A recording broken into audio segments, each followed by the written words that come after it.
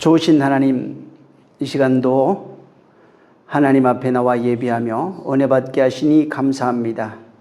우리 모두 말씀 들을 때 말씀이 깨달아져 신비에 새겨지는 역사, 곧 새로운 피조물로 지어지는 역사가 우리 신병 가운데서 일어나게 도와 주시옵소서.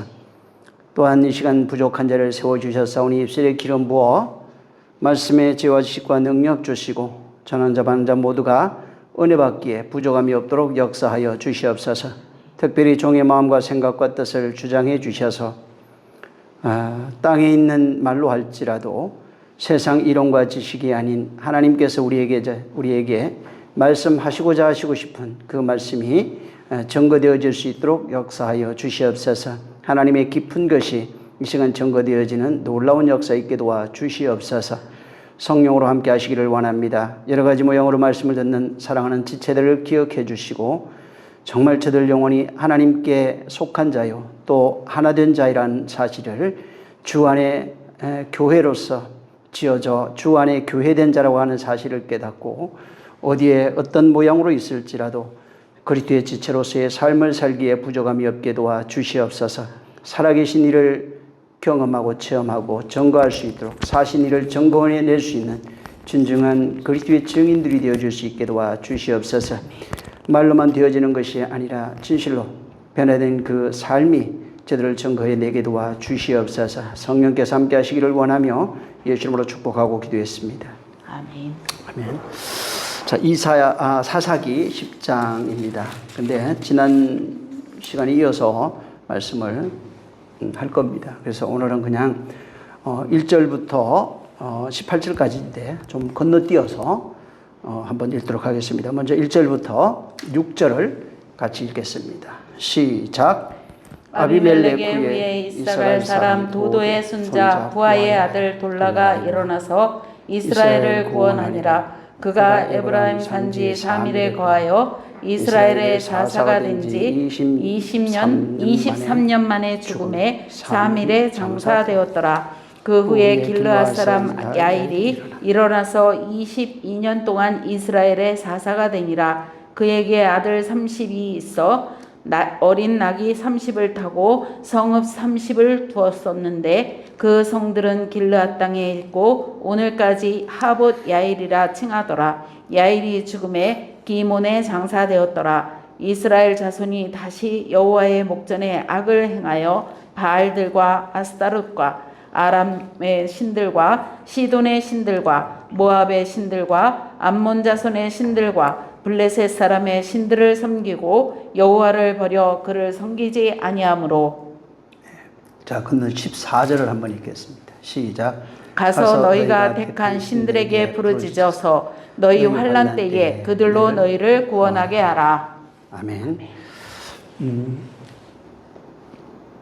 지난번에 말씀을 드린 것처럼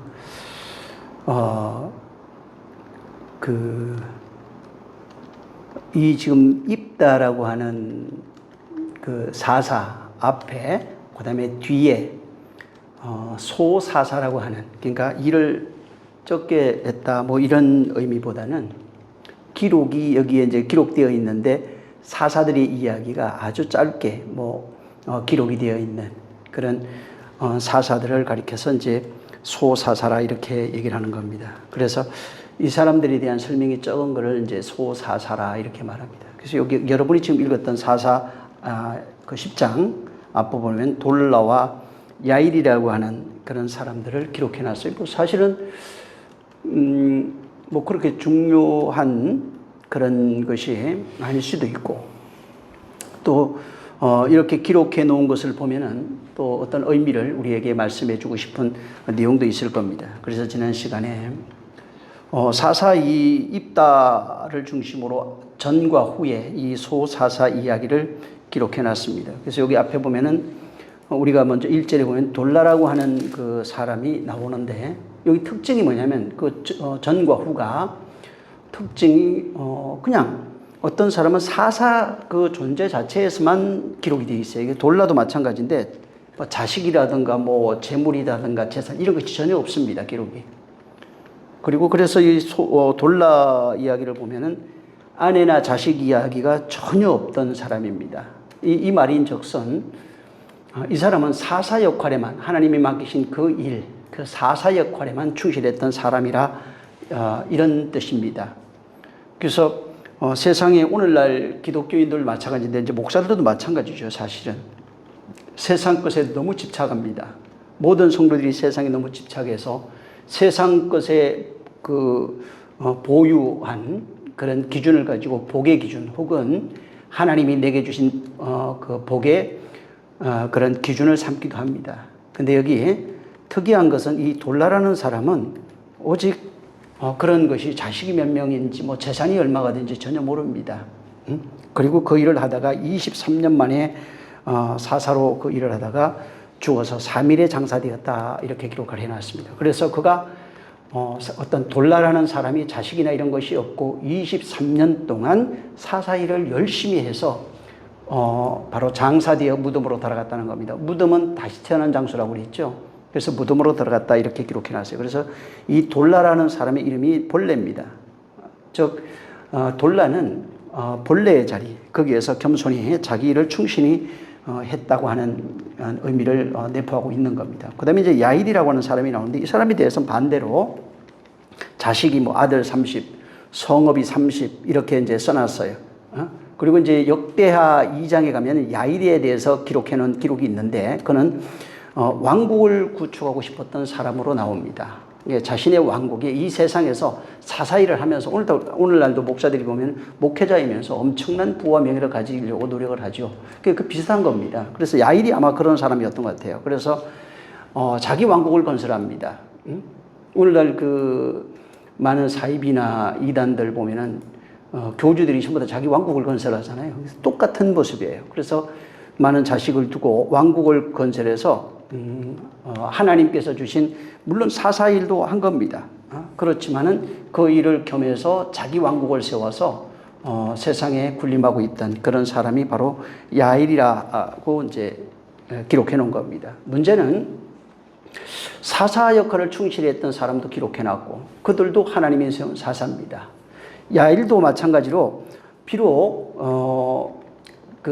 많은 아들을 두고 많은 재산을 두고 자기 왕국을 건설하고 싶었던 사람일지라도 하나님이 그를 불러서 사사로 세웠다는 겁니다. 그래서 성경에 말씀하신 것처럼 하나님의 부르시면은 어떤 세상에 부유하고 이런 문제가 아니에요. 세상에서 성공하고 잘났고 혹은 뭐 많이 있든 적게 있든 혹은 그 사람이 참 착하든 그렇지 아니하든 그거하고 전혀 상관없는 사람입니다. 그래서 하나님이 일방적으로 사사를 택해서 그를 하나님의 일꾼으로 만들어가는 겁니다. 그래서 기드온 얘기도 할 때 그런 말씀을 드렸지만은 기드온이라고 하는 사람, 세상의 용사가 되고 싶었던 사람을 하나님이 불러서 하나님의 용사 만드시는 그 사건들을 기록해 놓은 겁니다. 여기 사사기 12장에 가면 입산이 나오는데 이 입산이라고 하는 사사 입산인데 이 사람은 아들 30에 딸 30을 거느렸던 사람이에요. 말 그대로 세상에 힘을 추구했던 사람이고 거기 기록에 보면 딸들을 다른 나라에 외국으로 시집을 보내서 정략 결혼을 시켰어요. 그러면서 뭐 아들은 또 그 나라에 있는 그 딸들을 데려와서 결혼을 시키고 했던 겁니다. 결국은 세상에 야일의 왕국을 건설한 겁니다. 우리나라 옛날에 이제 고려 시대 보면은 많은 그 족속들이죠. 부족 그 딸들을 데려와서 이제 왕비를 삼습니다. 그런 것 같은 겁니다. 그래서 나라의 기반을 다지고 또 나라를 부강하게 만들기 위한 그런 초석으로 그렇게 일을 한 겁니다. 그래서 여기 이런 입산 같은 자들도 사사인데 그렇게 하나님이 또 들었었고 사사 엘론이라고 하는 사람이 나오는데 거기에 엘론은 돌라하고 똑같습니다. 자식이나 이런 기록이 없어요. 그런 것이 없고 오직 그 사람도 사사 역할을 하다가 죽어서 바로 무덤에 들어갔다 이렇게 기록을 해놓은 겁니다. 또 이제 사사 압돈이라고 하는 사람이 나오는데 이 사람은 아들 40입니다. 손자가 30을 거느렸던 사람이에요. 근데 이 사람은 다른 사람들은 엘론이나 돌라는 자식이 몇 명, 뭐 아들이 몇 명 이렇게 해놨어요. 성읍이 몇 명. 근데 이 사람은 뭐라고 썼냐면 그와 그의 가족은 어린 낙이 70匹를 타고 다녔대요. 그러니까 어마어마한 부를 가졌던 사람입니다. 말 그대로 당시에 정말 최고의 부자, 존경받는 사람, 그 지역을 다스리고 있는, 통치하고 있는 그런 사람들을 말하는 겁니다. 이는 하나님께서 부르시는 그 사사들이라고 하는 그런 존재가, 우리가 생각할 때 이 사람 훌륭한 사람, 대단한 사람, 오늘날 그러잖아요. 정말 뭔가 있는 사람, 배운 사람, 혹은 일을 많이 한 사람, 이런 사람을 쓰신다고 생각하는데 그게 아니라 하나님이 그냥 일방적으로, 인간은 하나님 앞에 들여서 기뻐할 만한 것이 없는 존재예요. 이것이 성경은 이것을 전제하고 있습니다. 그러니까 인간은 절대로 하나님을 기쁘시게 할 수 없는 존재입니다. 자, 그런데 하나님이 일방적으로 불러서 그런 기뻐할 만한 것이 없는, 있든 없든 전혀 상관없이 그런 자를 하나님이 불러서 당신의 그런 사사로, 이스라엘을 위한 사사로 쓰신다고 하는 것을 보여주는 겁니다. 그래서 하나님의 사사는 어떤 조건, 어떤 자격, 이런 것이 전혀 없다는 겁니다. 그저 뭐냐면 막대기라는 겁니다. 막대기가 9번 막대기도 있고 바른 막대기도 있고, 또 잘 깎여서 껍데기가 손에 맨질맨질하게 그렇게 길이 난 막대기도 있고 거친 막대기도 있고 그런 겁니다. 다만 중요한 게 뭐냐면 하나님의 손에 그 막대기가 붙잡혔다는 거예요. 막대기가 능력이 있는 것이 아니라 그 막대기를 붙잡으신 하나님이 능력이 있는 하나님이라는 겁니다. 그래서 하나님께서 막대기의 어떤 아름다움이라든가 그런 것을 떠나서 그분이 그냥 그 당신 마음에 합한 자를 그냥 이번에는 좀 좋은 막대기를 쓰고 싶은 것이고, 이제 또 어떤 때는 모난 막대기를 쓰고 싶은 것이고, 그렇게 써서 그 일을 행하시게 하신 겁니다. 그런데 이 사살, 그렇게 하나님 손에 붙들려서 써임받았던 사람들이 공통점이 뭐냐면 전부 다 무덤으로 들어간다는 거예요. 전부 다 무덤으로 들어가는 겁니다. 결국은 이걸 뭘 얘기하냐면 하나님이 사용하신 그 막대기, 일방적으로 붙들어 사용했던 그 막대기는 전부 다 예수 그리스도의 모형이라는 거예요.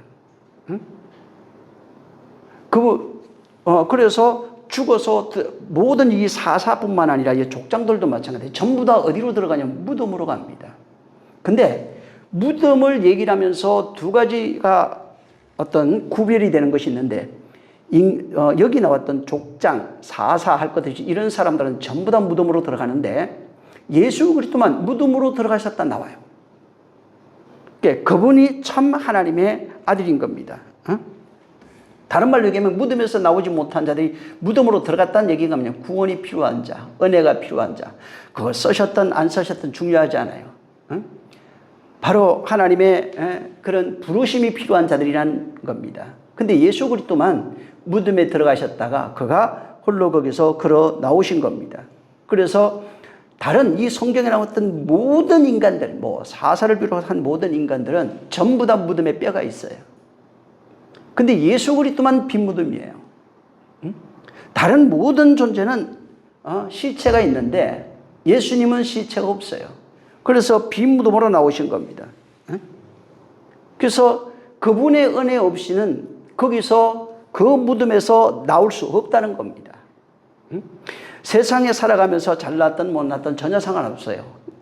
그분이 찾아오셔서 불러내지 아니하면, 그래서 무덤에 들어간 자들이 모든 인류를 대표해서 무덤에 들어갔다 나온 자들의 모형이 예수 그리스도이면서 또 인류가 예수 그리스도가 오셨을 때 무덤에서 나올 수 있다고 하는 모형이 나사로예요. 그래서 무덤에 들어간 모든 인류의 대표로서 나사로가 있고, 그 나사로를 찾아오셔서 바로 예수께서 나사로야 나오라 이렇게 부르신 겁니다. 예수님만 스스로 나오시고 모든 인류는 그분의 은혜에 의해서 그분이 우리를 불러주시지 아니하면 거기서 나올 수 없는 겁니다. 이걸 바로 구원의 은혜라고 말합니다. 그분이 우리를 불러주시는 겁니다. 그래서 육신이 살아있든 죽었든 상관없습니다. 그분이 불러주지 않으면 우리는 아무 일도 할 수 없는 거예요. 세상에 육신이 있어도 그분이 불러주지 않으면 일꾼이 될 수도 없고, 무덤에 들어갔다 할지라도 쓰임받고 아주 훌륭하게 쓰임받았어요. 들어갔다 할지라도 불러주지 아니하면 거기서 나올 수 없는 겁니다. 그래서 그분의 음성을 들어야 될 수밖에 없는 것이, 그분의 음성을 듣지 못하면 나올 수가 없어요. 오늘날 성령의 음성을 듣는 것에 대해서 굉장히 사람들이 무시하고 또 무지합니다. 그것을 인정하지도 않고 성령의 말은 성령의 음성을 들으라 이끌리라 말하지만 실상 그 성령의 음성을 듣는 것이 아니라 배운 것을 말합니다. 자기가 들은 것을 말합니다. 이게 보통 문제가 아닌 거예요, 지금. 우리 요한이 이 은혜에 대해서 은혜로 말미암아 구원받는 얘기를 요한일서에 보면 1장 9절에 기록한 것이 있습니다. 이게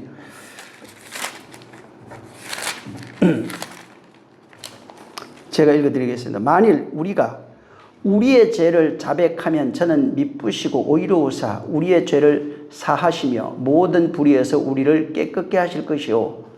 지금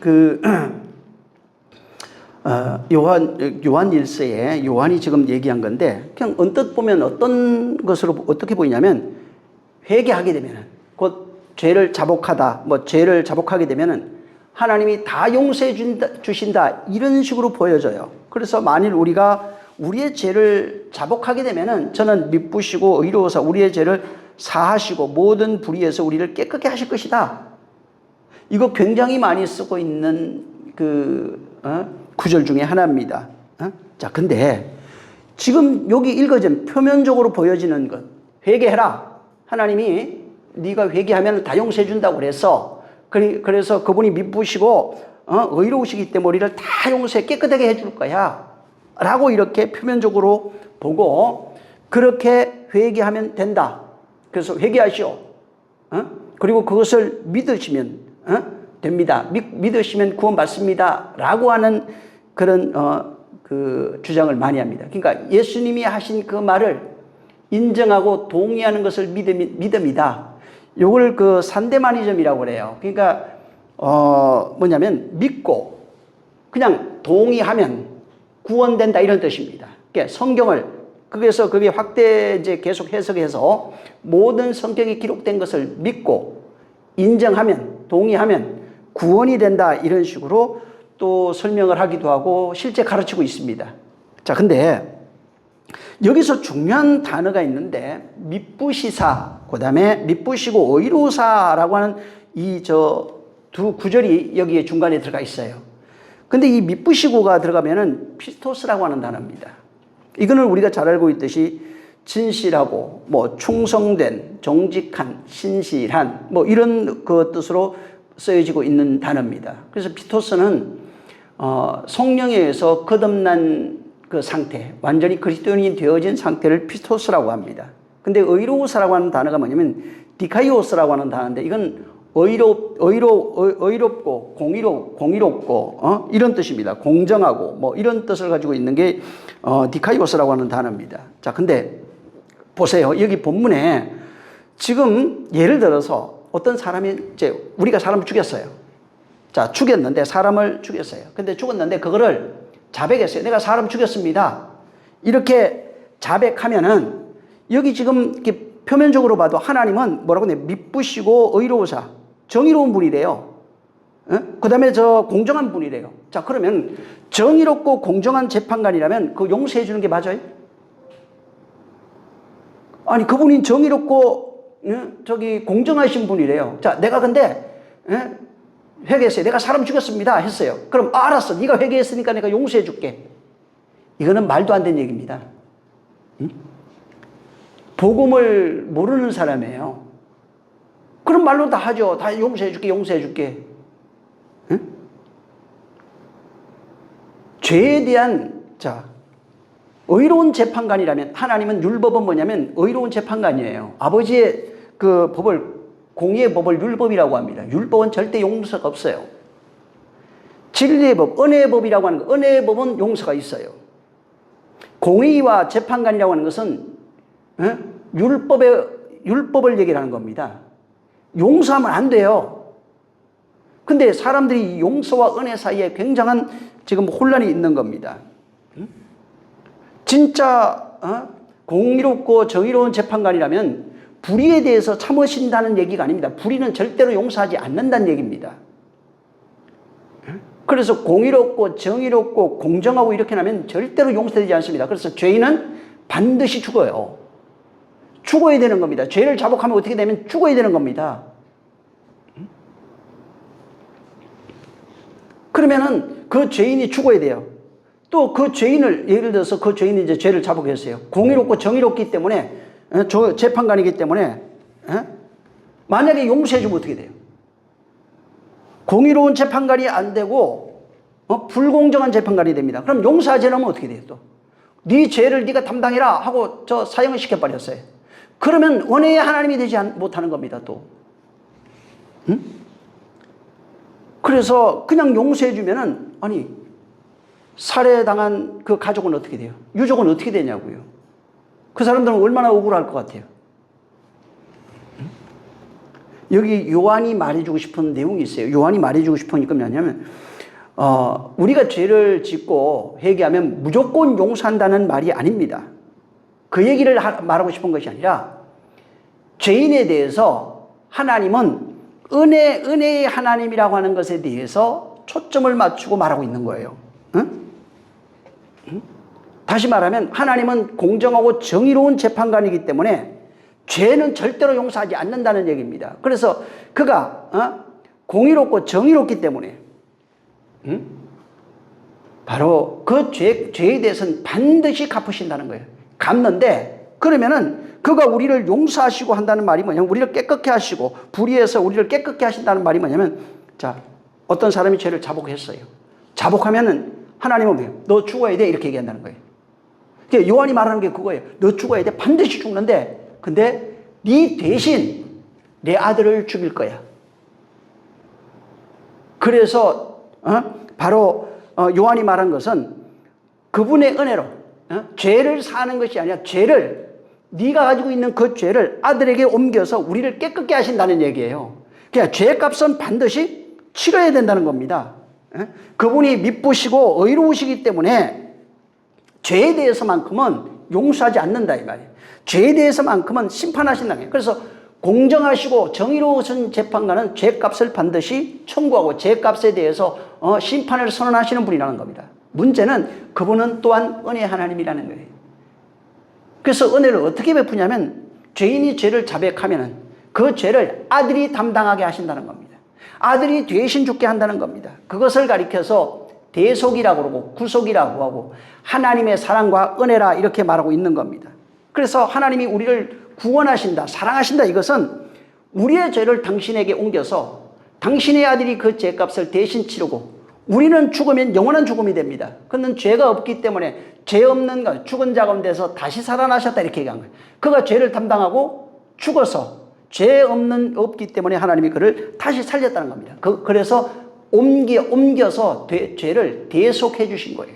이게 은혜예요. 그러니까 하나님은 공의롭고 정의로우신 하나님이 맞아요. 그리고 하나님은 사랑이면서 은혜의 하나님이 맞는 겁니다. 이 관계를 모르면은 계속해서 은혜의 하나님이 왜 다 하나님 용서해 준다고 해요? 왜 그러신대요? 그러니까 그 내용을 모르면 그럴 수밖에 없는 거예요. 응? 하나님은 정의로운 분이라면서 왜 용서 안 해주고 심판하신대요? 응? 왜 자꾸 가책받게 한대요? 이렇게 될 수밖에 없는 거예요. 자, 여기 지금 이제 본문으로 들어와서 이 입다 이야기가 있는데, 이 입다 지난번에 얘기했죠. 그는 창기 아들입니다. 그래서 본체의 아들로부터, 본처라든가 본체의 아들로부터 핍박을 당해서 쫓겨난 사람이에요. 그래서 쫓겨나가지고 이 사람이 바로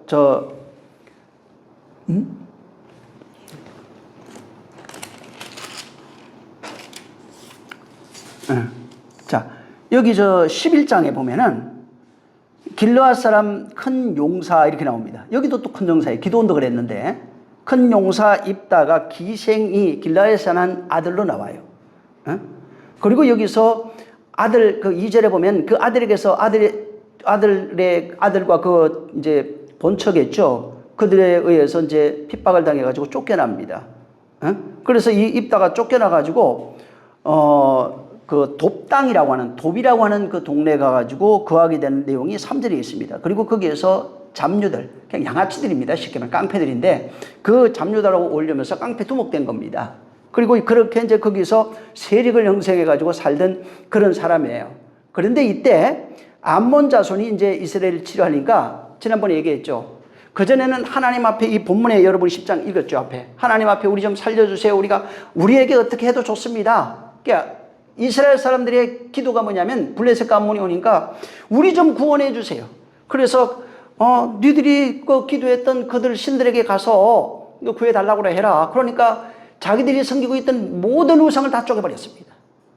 근데 실제 그렇게까지 하나님께 매달렸다가 암몬 자손이 갑자기 진치고 온 거예요. 그게 11장 3절 4절의 이야기입니다. 오니까 대뜸 그렇게 매달리던 이스라엘의 장로들이 바로 입다를 찾아간 겁니다.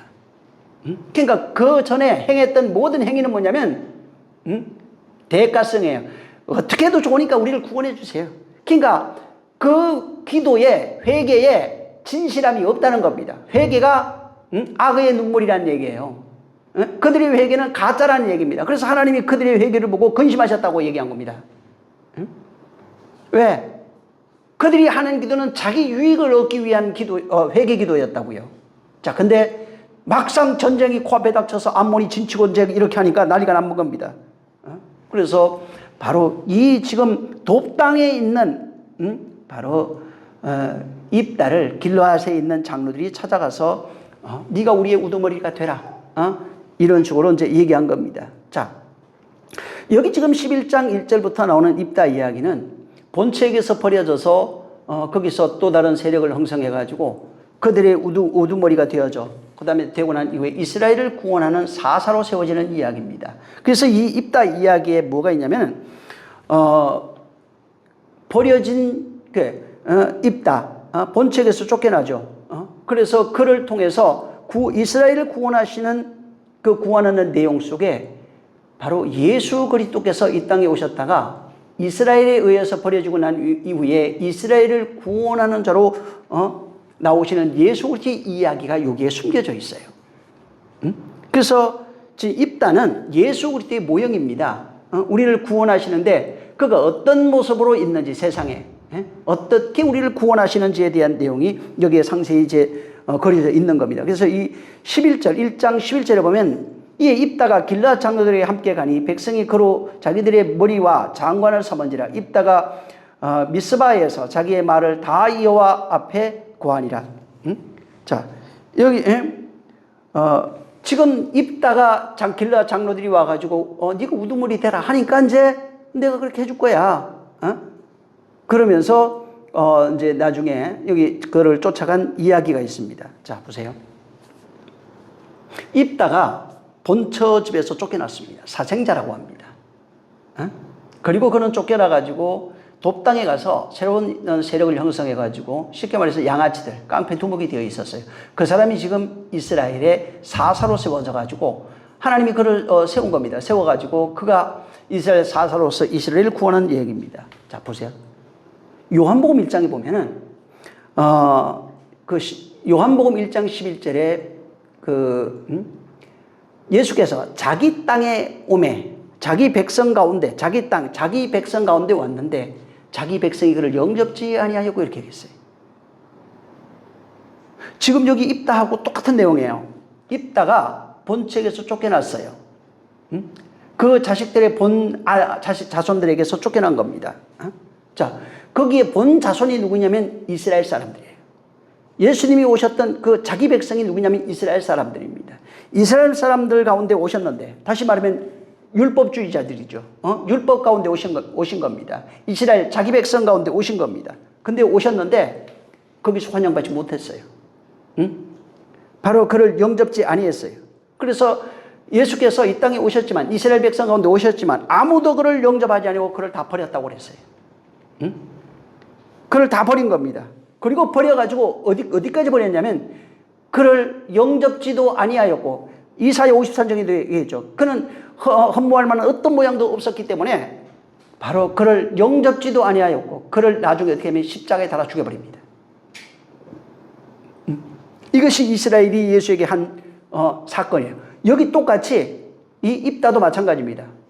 본 자식이지만은 본 자식들에게 쫓겨납니다.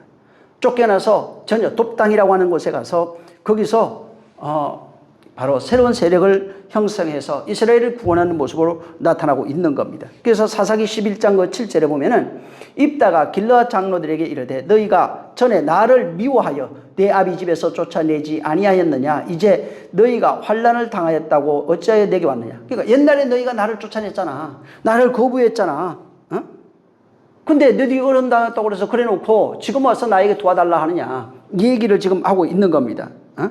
그래서 지금 예수님도 마찬가지인데 나를 버릴 때는 언제고 지금 입다 그러죠. 나를 버릴 때는 언제고 네가 이제 와가지고 나에게 그 도움을 구하느냐. 여기 이 지금 7절에 있는 이 이야기가 사사기 10장 13절 읽어보세요.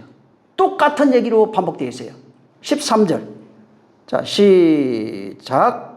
너희가 나를 버리고 다른 신들을 섬기니 그러므로 내가 다시는 너희를 구원치 아니하리라. 가서 너희가 택한 신들에게 부르짖으며 너희 환난 때에 너희들로 너희를 구원하게 하라. 이제 와서 그러냐? 입다가 똑같은 얘기를 하고 있는 거예요. 응? 너희들이 섬겼던 그 신에게 가서 도와달라고 해. 입다도 마찬가지입니다. 아니 너희가 버려놓고 지금 왜 와서 그렇게 하느냐. 근데 아까 읽었던 11절에 그들을 쫓아가는 겁니다. 응? 그 정령 함께 가면 너희가 우리의 머리가 될 것이다 얘기했어요. 응? 만약에 그렇게 했을 때 9절에 보면은 하나님이 나를 도와서 나를 붙이신다면은 내가 그렇게 할 것이다. 너희 머리 우두머리가 되겠다 이렇게 얘기한 겁니다.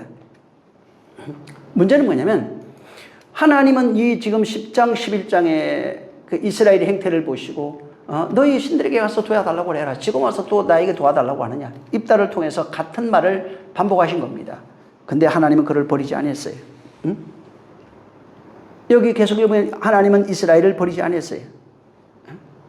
입다라고 하는 존재 자체가 이스라엘을 상징합니다. 응? 이스라엘의 모습들을 입다를 통해서 여기에 그려놓은 겁니다.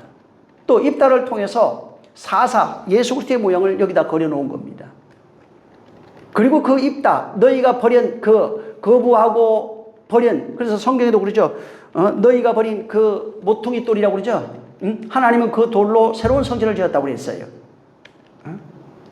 바로 너희가 버린 예수 그리스도를 통해서 구원하시는 이야기를 여기 이스라엘을 구원하는 이야기를 여기다 해놓은 겁니다. 그래서 하나님께서 비록 하나님을 대적하고 하나님을 떠나고 하나님을 사기치고 거짓 눈물로 하나님을 속이고 그렇게 했을지라도 하나님께서 입다라고 하는 자를 통해서 그들을 구원하시는 하나님의 그 은혜의 이야기를 여기다가 담아두신 겁니다. 아까도 얘기한 것처럼 사도행전 4장 11절에 보면은 이 예수는 너희가 건축자들이 버린 돌로서 집 모퉁이의 머릿돌이 되셨느니라. 아무도 그를 환영한 적이 없어요. 예수 그리스도 자기 땅에 왔지만 그를 환영하지 않고 그를 버려버렸어요. 근데 하나님이 그를 들어다가 무엇을 새로운 성전의 모퉁이 돌로 삼으셨다 이렇게 얘기를 한 겁니다.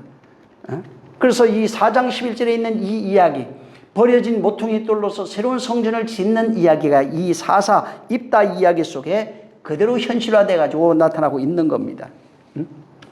자, 여기 지금 그 사사기 11장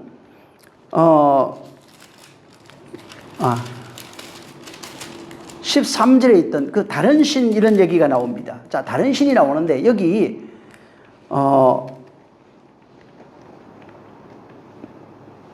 11장 2절에 보면은 너는 다른 여인의 자식이니 이렇게 나와요. 그러니까 입다를 보고 너는 다르다는 겁니다.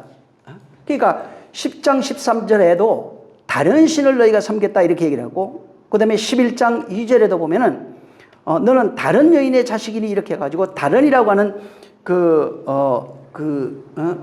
그림을 여기다 그려놓은 겁니다. 그러니까 이제 본체의 자식이죠. 길르앗이라고 하는 아버지 이름이 길르앗이에요. 길르앗이라고 하는 그 형제들이 있어요. 그 길르앗이 낳은 그 자식들이 있는데 그 입다의 형제들입니다. 그들이 바로 이를 버렸어요. 근데 그 버리면서 뭐라고 했냐면 너는 다르다는 거예요. 다른 여인의 자식이라는 겁니다. 그래서 입다를 가르쳐서 다른 여인의 자식. 그리고 너희가 섬겼던 그 신 10장 13절에 나오는 그 다른 신이에요. 너희가 섬긴 신은 다른 거예요. 그 다른 그 신, 그 신을 섬긴 거예요. 그래서 여기 이게 다른이라고 하는 게 다른 신, 다른 이거는 어떤 것을 상징해 가지고 모형으로 여기다가 이제 설명하고 있는 겁니다. 그래서 다르다는 게 어떤 이제 예를 들면 그 10장으로 그 12장으로 11장 2절로 얘기를 한다면은 정실 부인이 본처예요. 정실 외에 그 정실의 자식이 있으면은 본처의 자식입니다. 근데 이게 다른 여기에 썼는데 여기는 다른을 어떻게 하냐면 첩으로 써놨어요. 그러니까 정실 밖에 있는 존재입니다. 그러니까 그러니까 이스라엘이라고 했을 때 이스라엘 밖에 있는 게 다른이에요. 하나님이 주신 하나님이 그 이스라엘의 하나님이에요. 근데 이스라엘의 하나님 이 밖에 있는 다른 어떤 신들은 전부 다 다른이에요. 그래서 여기는 다른 것을 어떻게 설명했냐면 그 입다를 가리켜서 사생자라 이렇게 얘기한 겁니다. 자, 문제는 사생자에 대해서 성경이 기록하는 게 있어요. 신명기 23장 2절에 사생자는 여호와의 총회에 들어오지 못하리니 10대까지라도 여호와의 총회에 들어오지 못하니, 그러니까 10대까지도 안 되고 사생자는 못 들어갑니다. 근데 하나님이 이 사생자를 들어다가 이스라엘의 사사로 쓰신 겁니다. 그러니까 무슨 얘기냐면 이스라엘이라고 하는 율법을 받은 자를 이스라엘이라고 해요. 그것을 지켜 행한 자 이스라엘이라고 합니다. 그러니까 12아들이에요. 여러분 12아들은 12이라고 쪼개서 생각하지 말고, 예를 들어서 이게 우리 1년이죠. 1년. 하나입니다. 이게 하나인데 하나를 12개로 쪼개면 12달이 돼요. 근데 12개라는 게 원래는 뭐냐면 하나라고요. 그래서 12이라는 게 말하고 싶은 게 하나예요. 그래서 성경에 12이라고 하는 것은 아들을 상징합니다. 아들. 그리스도인 아들 된 자, 이게 저 12이에요. 숫자 12개를 말하고 싶은 것이 아니라 12이 하나님의 언약으로 지어져 있는 12이 아들이에요. 그래서 예수 그리스도로 말미암아 온전한 아들들이 되어진 존재를 10이라고 하는 것을 통해서 완성이 되면, 그 완성되는 게 뭐냐면 11의 요셉이라고 하는 걸로 완성이 돼요. 그리고 그 완성된 존재를 가리켜서 10이 그 하나를 대해서 완성된 존재를 가리켜서 12아들 이렇게 설명해 놓은 겁니다. 자, 근데 여기 지금 사생자 얘기인데 그건 뭐 또 나중에 얘기하고, 사생자 얘기인데 이 사생자가 여호와의 총회에 들어올 수 없다 이렇게 얘기했어요. 신명기 23장 2절에. 자, 그러면은 여기 입다를 통해서, 입다는 사생자예요. 그러니까 이스라엘 밖에 있는 자입니다. 근데 이스라엘 밖에 있는 자가 이스라엘의 우두머리가 돼가지고 이스라엘을 구원하는 얘기입니다. 그러니까 이스라엘 밖에 있는 어떤 존재를 사생자라고 그래요. 그리고 그 사생자가 이스라엘의 우두머리가 돼요. 전쟁하는 존재로서 우두머리가 돼가지고 이스라엘을 구원하는 얘기입니다. 자, 보세요. 아까 자기 땅에 왔는데 자기 백성이 영접지 아니했다고 그랬어요. 요한복음 1장 11절 12절에 보면은. 자, 근데 예수께서 자기 땅에 왔는데 그들이 자기 백성이 영접지 아니함으로 어떻게 됐냐면 사생자예요.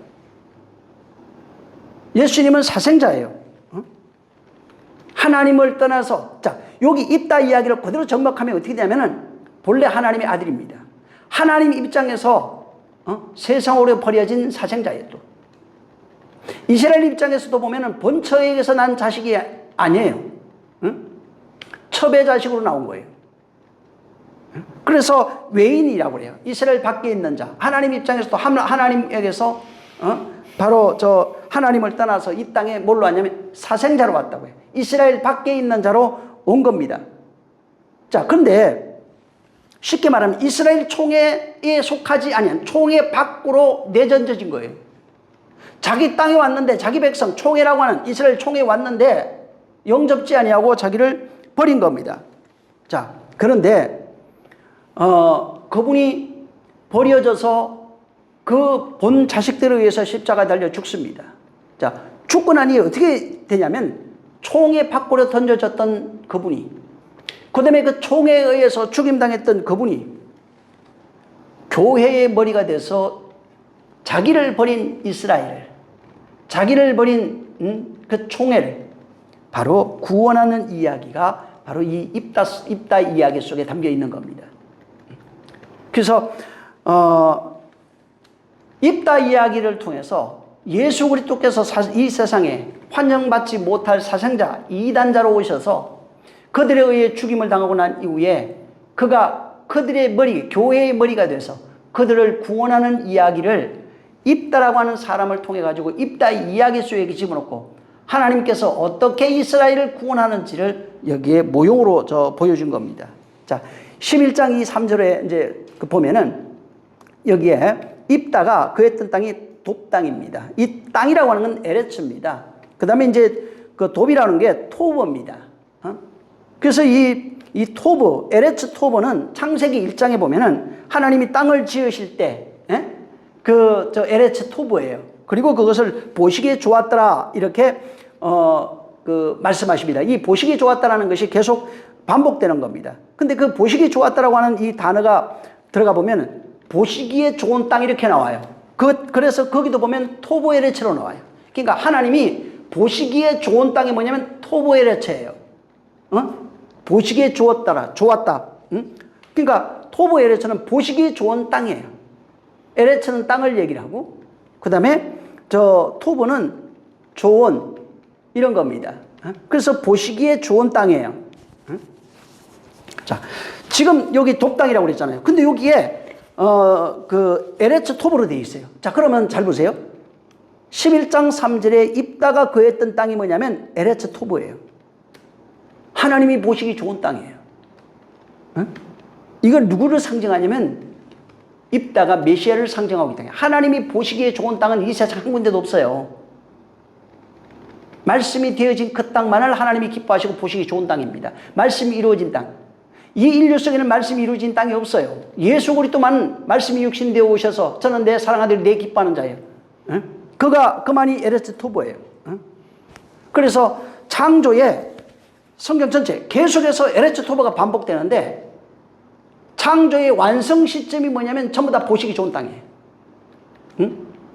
말씀이 그대로 이루어져 있는 그 땅이 보시기에 좋은 땅이에요. 자, 그래서 지금 입다도 어디에 에레츠 토브라고 하는 이 돕땅에 거하면서 세상으로부터 적자라고 그러죠. 이게 본처와 본처의 자식들로부터 버림을 받아서 돕땅이라고 하는 보시기에 좋은 그 땅에 나그네로 살고 있던 존재입니다. 나그네로 거기에서 외롭게 살던. 그래서 여기 돕땅이 하나님, 사람 보시기에 좋은 이런 의미보다는 그것을 구속사적 은혜의 내용을 설명하고자 돕땅이라고 하는 것을 등장시켜가지고 바로 그가 입다는 어디 있냐면 말씀이 완성되는 그 지점에 있다고요. 예수 그리스도를 상징합니다. 하나님 보시기에 좋은 그 땅에 있었다는 겁니다. 자, 그래서 거기에 고향을 떠나서 아버지를 떠나서 형제를 떠나서 외롭게 살고 있었는데 그 형제들이 길르앗 장로들이 찾아와서 우리의 우두머리가 되라 이렇게 얘기한 겁니다. 자, 그리고 3절에 보면은 지금 그 11장 3절입니다. 이에 입다가 그의 형제를 피하여 돕땅에 거하며 잡류가 그에게로 모여서 그와 함께 출입하였어요. 그러니까 하나님 보시기에 좋은 에레츠 토브에 거하고 있는데 이 사람이 거기서 부모를 떠났어요. 형제를 떠났어요. 그리고 거기서 나그네로, 이 세상을 나그네라고 그러죠. 똑같은 예수 그리스도께서 아버지 품을 떠나 이 땅에 오셔서 나그네로 살던 모형을 그대로 해놓은 겁니다. 자, 나그네로 살고 있는데 자기하고 싸울, 그러니까 군사들이에요. 여기 군사가 누구냐면 잡류입니다. 잡류들이 그 나그네하고 어울렸다고 되어 있어요. 근데 여기 들어가 보면 잡이라고 하는 단어가 레크라고 하는 단어인데 이게 뭐냐면 공허하고 헛되고 무익하고 가치 없는 쓸데없는 빈 이런 뜻이에요. 그다음에 유라고 하는 게 뭐냐면 에노시라고 하는 그 인간이라는 뜻입니다. 그래서 두 단어입니다. 잡류가. 그 레크 에노시라고 하는 단어예요. 그래서 에노시는 인간 인류 이런 겁니다. 자, 레크가 이게 보면은 무익한 가치 없는 쓸데없는 이런 거잖아요. 세상에서 버림당해가지고 망해버리고 완전히 이 세상에서 비워지고 가치 없는 그런 존재들을 상징합니다. 그래서 이 레크는 하나님의 백성들의 모형이에요. 그러니까 하나님의 택하심을 봐라. 병들고 가난하고 저주받고 보잘것없고 배움이 미천하고 전부 다. 이거를 그대로 이 잡이라고 하는 레크에다가 집어넣어놨어요. 우리는 이 레크, 에노시라는 것을 잡류로 번역해 놓은 겁니다. 그래서 무익하고 가치 없고 쓸데없고 공허하고 헛되고, 그러니까 예수님이 누구를 찾아왔어요? 병들고 가난하고 또 창기들의 친구라고 그랬잖아요. 이걸 그대로 여기다가 그 입다의 친구들을 통해서 예수 그리스도의 친구가 누구인지를, 그가 누구에게 와서 그들과 어울리고 있는지를 여기다가 그대로 내놓은 겁니다. 그래서 이 레크가 나중에 보면은 뭐 빈 항아리 줄인 자 이런 뜻으로도 번역해 놨어요. 그러니까 쉽게 말하면 우리 인생들이 뭐야? 비어 있어요. 공허해요. 줄이고 있어요. 가난해요. 이걸로도 이 레크가 쓰여진 거예요.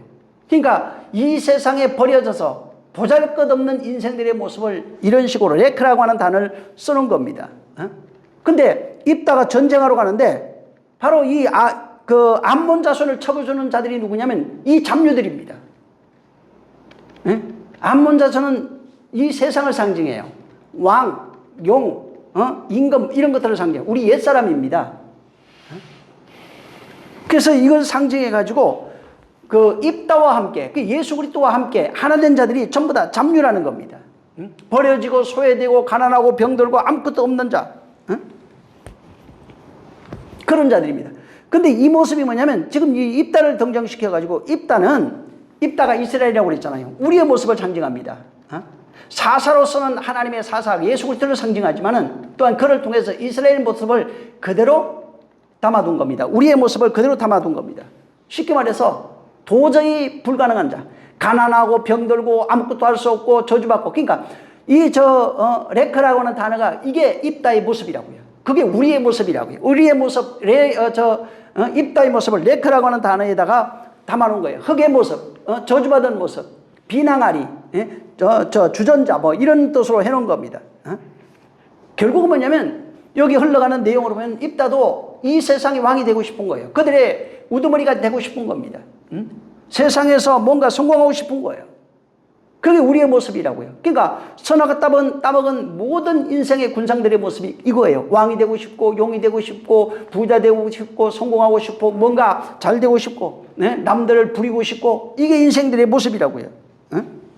그래서 입다를 통해서 한쪽 면은 인간의 모습을 그대로 담아놓고 모든 사사가 그렇게 되어 있습니다. 기도원도 마찬가지. 예수 그리스도의 모습과 우리의 모습을 그대로 담아놓은 겁니다. 이스라엘 모습, 우리의 모습을 그대로 거기다가 집어넣는 겁니다. 그래서 세상에 용사가 되고 싶은 겁니다. 그래서 입다 이야기 처음에 11장 1절에 보면 길르앗 사람 큰 용사 입다는, 이 사람이 큰 용사, 하나님이 용사라서 용사가 아니에요. 세상에 큰 용사로 살고 있는 자예요. 세상의 우두머리로 잡류들과 함께 어울려 살고 있는 자예요. 세상의 용으로 살고 있는 자들이에요. 임금으로 살고 있는 우리의 모습을 그대로 상징해서 이렇게 큰 용사 입다는 기생 길르앗이 낳은 아들이라 이렇게 얘기한 겁니다.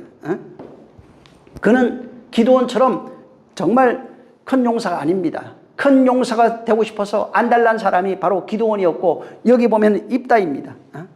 그래서 이런 그 기드온도 마찬가지고 입다도 마찬가지인데 눈에 보여지는 모든 것, 세상에 있는 모든 것, 이런 것들을 이용해 가지고 왕의 자리에 올라가고 싶은 거예요.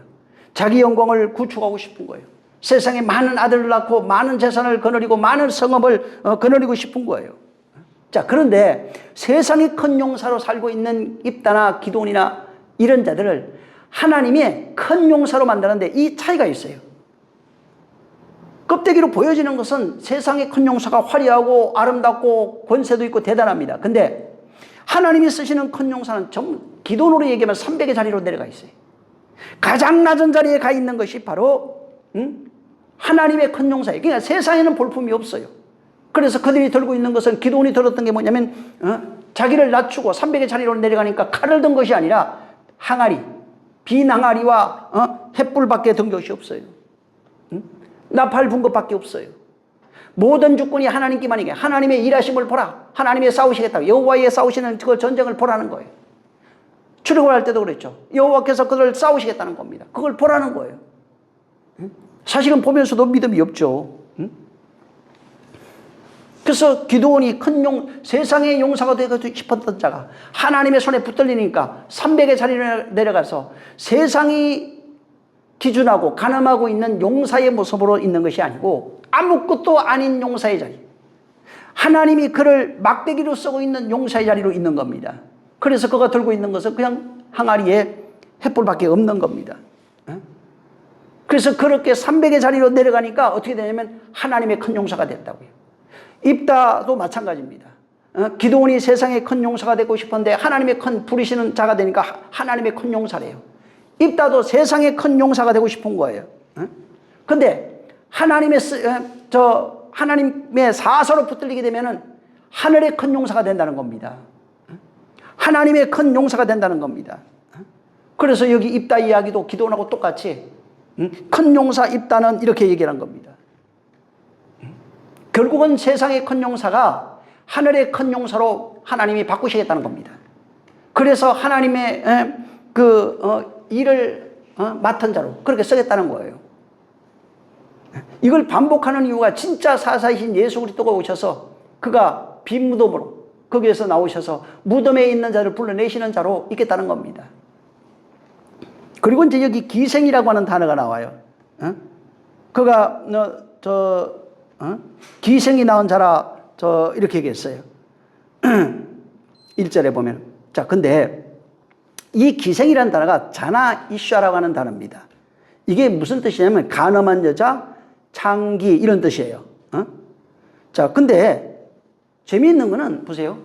간음한 여자, 창기를 이스라엘의 우두머리로 만들어버렸어요.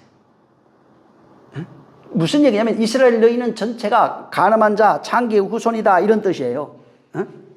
이스라엘 전체 너희는 창기가 낳은 아들이 이스라엘의 머리가 됐다는 것은 너희의 이스라엘의 현재 모습이 하나님 앞에 창기들이고 간음한 여자들이라는 겁니다. 너희가 하나님 앞에 간음하고 있는 여자들이라는 겁니다. 그래서 간음한 자가 창기의 자리,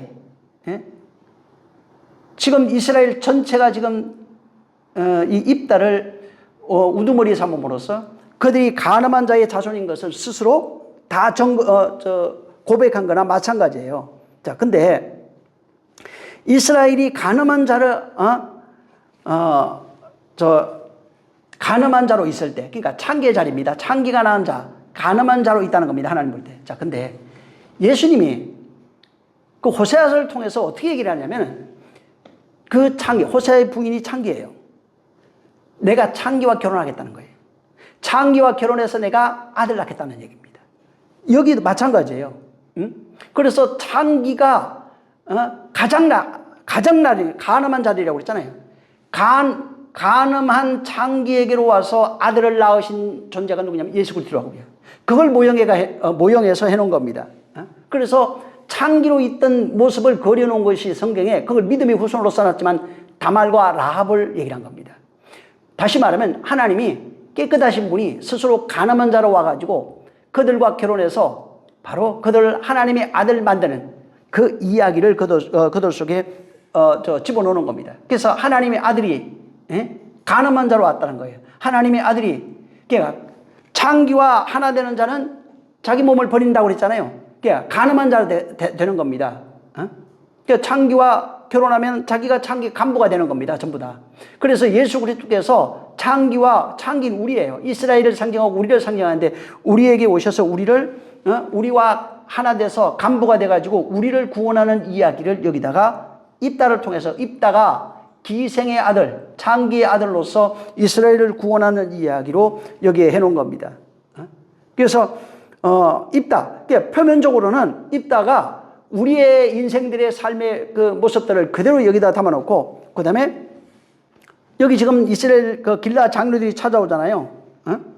찾아오는데 찾아와가지고 너희가 우리의 우두머리가 되라 이렇게 얘기하니까 9절에 보면 입다가 길라 장로들에게 이르되 너희가 나를 데리고 본향으로 돌아가서 암몬 자손과 싸우게 할 때에 만일 여호와께서 그들을 내게 붙이시면 내가 과연 너희 머리가 되겠느냐 이렇게 말을 했어요.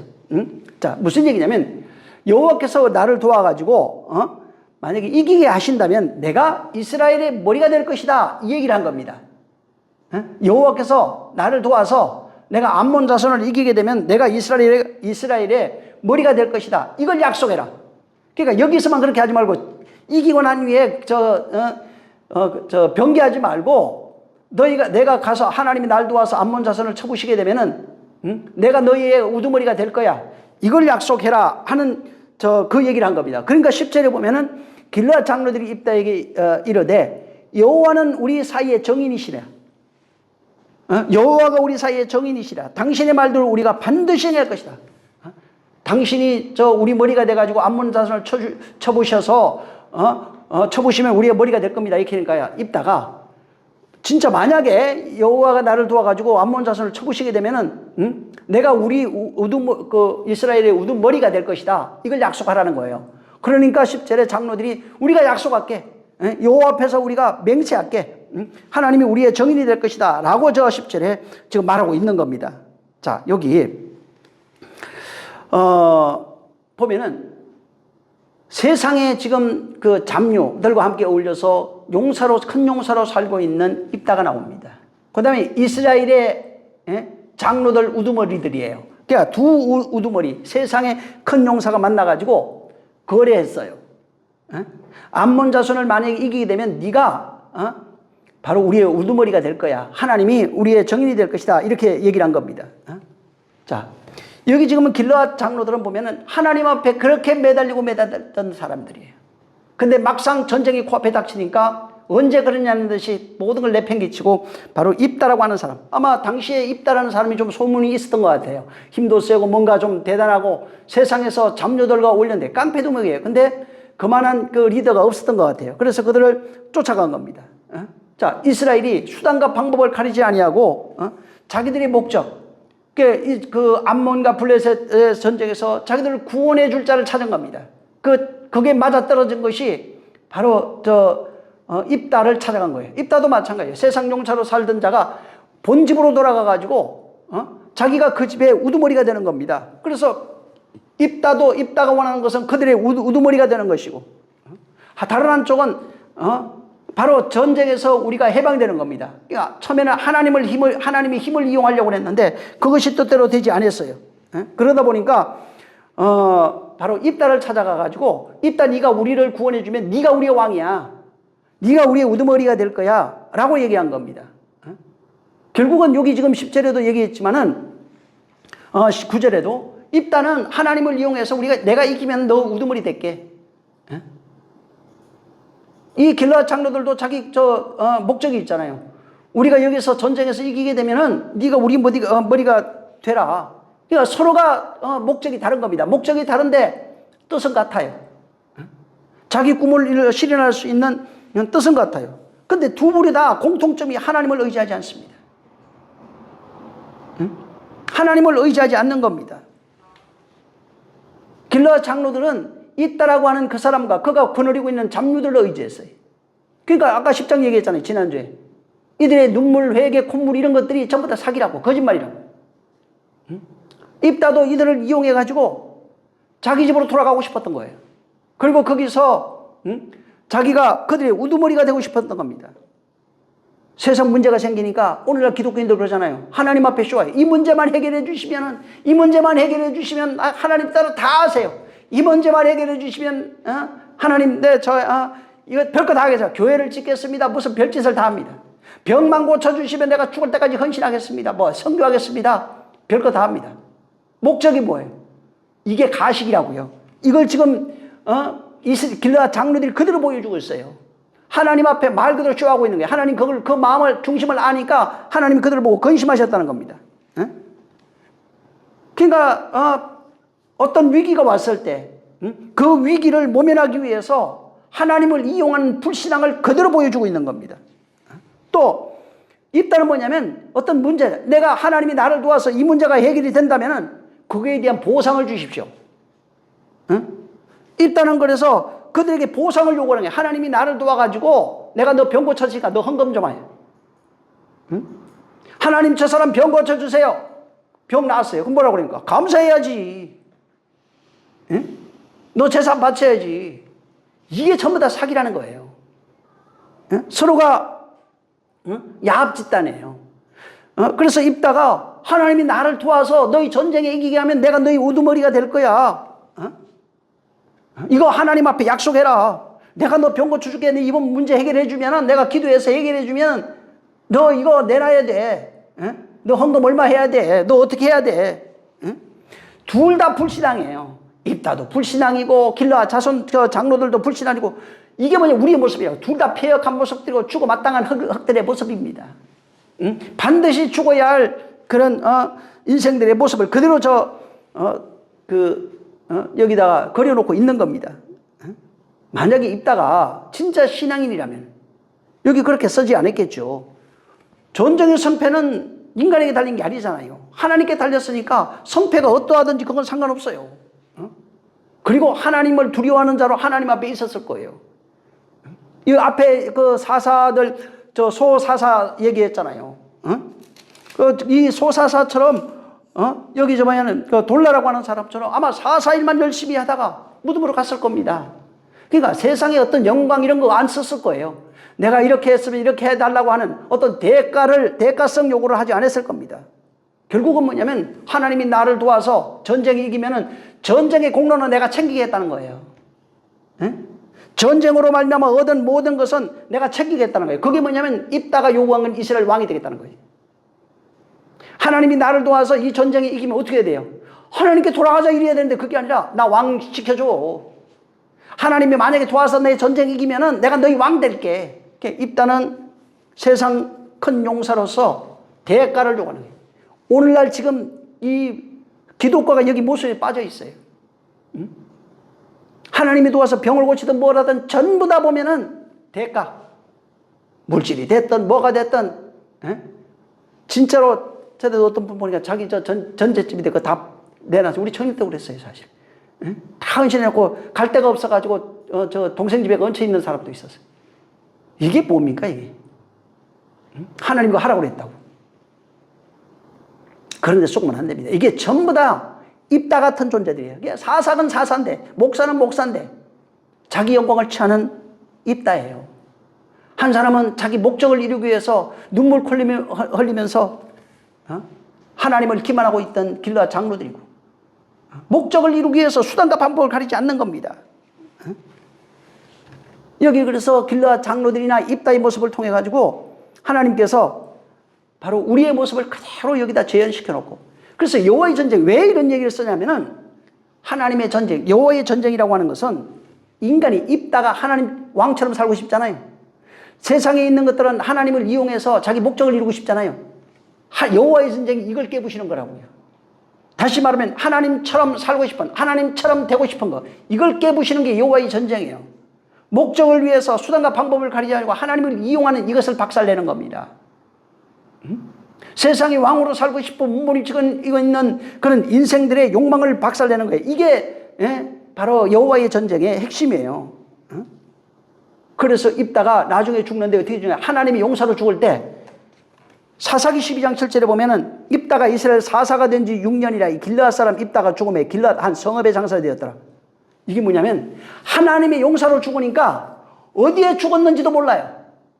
그냥 빛도 없이 이름도 없이 흔적도 없이 어디에 성읍에서 죽었는데 어디에 묻혔는지도 몰라요. 하나님의 사사로 죽으면은 세상 영광이 오늘날 보면은 유명한 사람 무덤 어마어마하게 어리어리하게 명당이라고 하면서 짓잖아요. 근데 하나님의 사람은 그럴 필요 없어요. 모세가 죽었잖아요. 무덤이 없어요. 하나님의 사람으로 죽은 사람 왜 그러냐면 왜 무덤이 없냐면 부활하거든. 모형으로 해서 그렇게 해놓은 겁니다. 예수 그리스도를 모형해가지고 모세의 무덤 저 어디인지도 모르게 해놨어요. 왜? 다 믿음 안에서 살아나는 자들이니까. 부활로 나오는 자들이니까. 그래서 그렇게 협상도 잘하고 자기 영광을 꿰차던 그 입다가 아주 초라하게 죽습니다.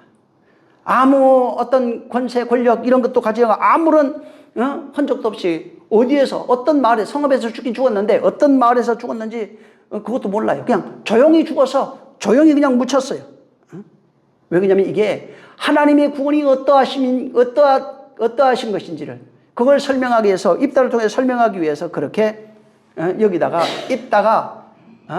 입다의 처음 모습과 마지막의 모습을 여기다가 그대로 그려놓은 겁니다. 자기 힘, 자기 지식, 자기의 능력, 또 자기 지혜를 의지해서 협상도 잘하고 이스라엘이 우두머리가 됐던 그런 사람이 이름도 없이 빚도 없이 흔적도 없이 그렇게 죽은 거예요. 쉽게 말해서 그리스도 안으로 들어가 버린 겁니다. 응? 그래서 무덤이란 그 무덤은 그리스도를 상징해요. 또한 예수의 무덤을 상징해요. 그분과 하나로 죽으면 다 나와요. 무덤이 없는 자예요. 무덤에 자기가 없어요. 그런 자로 있는 겁니다. 그래서 구원의 완성이라고 하는 것이 다른 것이 아닙니다. 이 지금 그분에 의해서 여기 지금 호세아 나중에 11장 1절부터 한번 9절 한번 쭉 읽어보시면은 어렸을 때 거기 보면은 하나님을 떠나서 바알을 제사하고 우상을 섬기고 분향했고 그랬던 사람이에요. 그래서 거기 보면 에브라임에게 걸음을 가르치고 내 팔로 안을지라도 내가 저희를 고치는 줄을 저희가 알지 못하였어요. 근데 내가 그들 그렇게 지금 그 입다처럼 혹은 이스라엘처럼 그렇게 자기 욕망을 이루기 위해서 꿈을 이루고 하나님을 배신하고 하나님을 이용하고 또 어떤 사람은 자기 영광을 취하고 했을지라도 하나님이 그럴지라도 에브라임이 그럴지라도 내가 사람의 줄 곧 사랑의 줄로 그들을 묶어서 이끌었다는 겁니다. 이게 구원이라고요. 집 나간 자들 혹은 사망 아래 있는 자, 저주 아래 있는 자, 저 간부의 아들들, 간부로 살고 있는 여인들, 기생들 그런 자를 할지라도 바로 하나님이 그를 사랑의 줄로 묶어서 그게 구원이에요. 그들을 결국은 구원해 내시는 그 구원의 이야기가 바로 입다를 통해서 펼쳐내고 있는 겁니다. 그래서 이 입다 이야기를 또 이제 하겠지만은 이거를 보면서 우리의 모습을 발견해야 돼요. 하나님이 나를 입다를 통해서 나를 보고 길라 장로를 통해서 우리를 보는 겁니다. 오늘날 지금 교회의 모습들이 이것들이 안 보이면은 교회의 모습이 잘 되고 있고 잘 가고 있다고 생각해요. 수많은 교회들이 스스로 속고 스스로 속아서 넘어지고 엎어져 있다고요. 깨어나야 됩니다. 정말 하나님께서 우리 은혜로 구원하신다는 내용을 알아야 됩니다. 그래서 이 하나님이 어떤 대가, 지금 이들은 이렇게 하면 저렇게 할게. 이게 인과응보거든요. 만약에 죄를 죄로 갚으면 구원받을 인간은 단 한 사람도 없습니다. 단 한 사람도 하나님 앞에 구원받을 수 있는 의인이 없습니다. 그래서 바울이 얘기했잖아요. 의인은 없나니 하나도 없다고. 그래서 우리에게 필요한 건 뭐냐면 하나님의 일방적 은혜입니다. 그분의 은혜 없이는 우리는 구원받을 수 없어요. 그래서 신앙생활 할 때 우리가 대가로 내가 이렇게 했고 이제 뭘 했고 11조를 했고 내가 주일을 한 번도 안 빠지고 또 내가 금식을 하고 뭘 이런 것들 대가로 이렇게 했고 내가 회개해가지고 뭘 했고 헌금을 뭘 했고 건축을 뭘 했고 이거 대가적 신앙 이거 전부 다 버려야 됩니다. 이걸 버리지 않는 한 은혜의 구원에 대해서 깊이 들어갈 수가 없어요. 우리는 나는 은혜로 구원받고 은혜로 신앙생활한다는 사실을 인정해야 됩니다. 이거 깨달아야 됩니다. 그래서 정말 뭘 해도 내가 이렇게 하면 병나면 뭘 하면 목회자들도 마찬가지예요. 이렇게 하면 하나님이 뭐 감사 이런 거 하지 말아야 돼요. 그 사람이 감사하는 건 당연히 해야 되겠죠. 그 감사는 하나님이 행하신 일이 있으니까 그거에 대한 행위로서 하는 거예요. 근데 내가 기도해서 병 고쳤는데 내가 뭘 해서 뭘 했는데 이거 하면 안 됩니다. 전부 다 입다예요. 그러니까 입다가 그거예요. 여호와가 나를 도와서 네 병 고쳐주면 이 문제 해결해주면 이 전쟁을 이기게 하면 내가 너 왕 될게. 왕 되면 뭐가요? 야, 네 저 자식들 다 바쳐라. 노예로 바쳐라. 뭘 해라. 다 그럴 거 아니에요. 내가 왕궁 짓는데 돈 내놔라. 뭐 할 거 아니에요. 전부 다. 이거 하면 안 됩니다. 우리는 은혜로 전부 다 가장 낮은 300의 자리, 가장 낮은 가난한 자, 병든 자의 자리로 내려가야 돼요. 볼품없는 창기의 자리로 내려가는 겁니다. 거기에서 그분의 은혜만을 구하는 거예요. 그분은 창기를 찾아오셔서 창기와 결혼해가지고 거룩한 신부 만들어내신 분이에요. 오직 은혜로 된 겁니다. 오늘 이 시간 기도할 때 정말 하나님 내가 은혜로만 구원받고 은혜 안에로만 살게 해달라고 바울이 얘기하잖아요. 은혜 위에 은혜라고요. 나의 나된 것은 그리스도의 은혜밖에 없다고요. 나를 부르신 것도 그분의 은혜밖에 없다고요. 그래서 나의 자랑은 예수 그리스도밖에 없다고요. 그렇게 돼야 되는 겁니다. 무엇을 자랑할 수 있는 존재가 아닙니다. 기도하겠습니다. 좋으신 하나님 아버지 감사합니다. 우리를 축복해 주셔서 우리가 오직 그리스도의 은혜 안에 거하는 자들이 될 수 있도록 역사하여 주시옵소서. 이사야가 이미 예언했지만은 바로 하나님이 보내신 자가 왔을지라도 그를 영접지 아니하고 배척하고 거부하고 그를 거절하고 그를 결국에 십자가 못 박아 버려버리고 그러나 하나님이 그를 죽은 자 가운데 다시 살려 바로 믿는 자들의 주가 되게 하셨사오니 곧 교회의 그리스도가 되게 하셨사오니 일생 동안 우리의 의를 자랑하는 자가 아니라 우리의 의는 미천한 자요 창기요 병든 자요 가난한 자였음을 알고 은혜만을 자랑하며 은혜만을 구하고 은혜로 살아가는 온전한 성도가 될 수 있도록 역사하여 주시옵소서. 절대 인과응보의 신앙, 이 신앙에 인이 박히지 않도록 오직 은혜로만 내가 구원받고 살았다고 하는 고백할 수 있는 자가 될 수 있도록 역사하여 주시옵소서. 주께서 우리의 주가 되어 일생 우리를 인도하시고 우리를 영혼으로 인도하여 주시옵소서. 우리 하나님 함께 하시기를 원하며 예수 이름으로 축복하고 기도했습니다. 자, 우리 모든 영광은 하나님께 돌리겠습니다. 수고 많이 하셨습니다.